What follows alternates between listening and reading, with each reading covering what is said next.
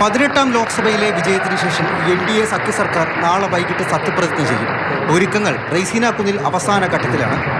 രാഷ്ട്രപതി ഭവനിൽ നാളെ വൈകിട്ട് 7:15 രാഷ്ട്രപതി ദ്രൗപദി മുർമു നരേന്ദ്രമോദിക്ക് സത്യവാചകം ചൊല്ലിക്കൊടുക്കും. കേന്ദ്രമന്ത്രിസ്ഥാനത്തേക്കുള്ള MP-മാരും തുടർന്ന് സത്യപ്രതിജ്ഞ ചെയ്യും. ചടങ്ങിന് മുന്നോടിയായി മോദിയും മറ്റ് നേതാക്കളും രാജ്ഘട്ടിലെത്തി പുഷ്പാർച്ചന നടത്തും. വ്യത്യസ്ത മതങ്ങളിലെ 50ഓളം പുരോഹിതരെ സത്യപ്രതിജ്ഞാ ചടങ്ങിലേക്ക് ക്ഷണിച്ചിട്ടുണ്ട്. മാലദ്വീപ് പ്രസിഡന്റ് മുഹമ്മദ് മുയിസു, ബംഗ്ലാദേശ് പ്രധാനമന്ത്രി ഷെയ്ഖ് ഹസീന, ശ്രീലങ്കൻ പ്രസിഡന്റ് റെനിൽ വിക്രമസിംഗെ ഉൾപ്പെടെ നിരവധി വിദേശ നേതാക്കളും ചടങ്ങിന്റെ ഭാഗമാകും. സാംസ്കാരിക രംഗത്തും ആരോഗ്യ രംഗത്തുമായി പ്രവർത്തിക്കുന്ന നിരവധി പ്രമുഖർക്കും ക്ഷണമുണ്ട്. ചടങ്ങിൽ പങ്കെടുക്കുന്നതിന് ബംഗ്ലാദേശ് പ്രധാനമന്ത്രി ഡൽഹിയിലെത്തി. രാഷ്ട്രപതി ഭവന്റെ നടുമുറ്റത്ത് പ്രത്യേകം തയ്യാറാക്കിയ വേദിയിലാണ് സത്യപ്രതിജ്ഞാ ചടങ്ങുകൾ. അതേസമയം അതീവ സുരക്ഷാ വലയത്തിലാണ് ഡൽഹി.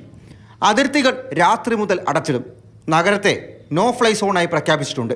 പാരാഗ്ലൈഡറുകൾ, മൈക്രോലൈറ്റ് എയർക്രാഫ്റ്റുകൾ, ഡ്രോണുകൾ, റിമോട്ട് പൈലറ്റ് എയർക്രാഫ്റ്റുകൾ, ഹോട്ട് എയർ ബലൂണുകൾ തുടങ്ങിയവയ്ക്ക് നിരോധനം ഏർപ്പെടുത്തി. 20,000-ത്തിലധികം പോലീസ്, അർദ്ധസൈനിക വിഭാഗത്തെയും വിന്യസിച്ചു. മാതൃഭൂമി ന്യൂസ്, ഡൽഹി.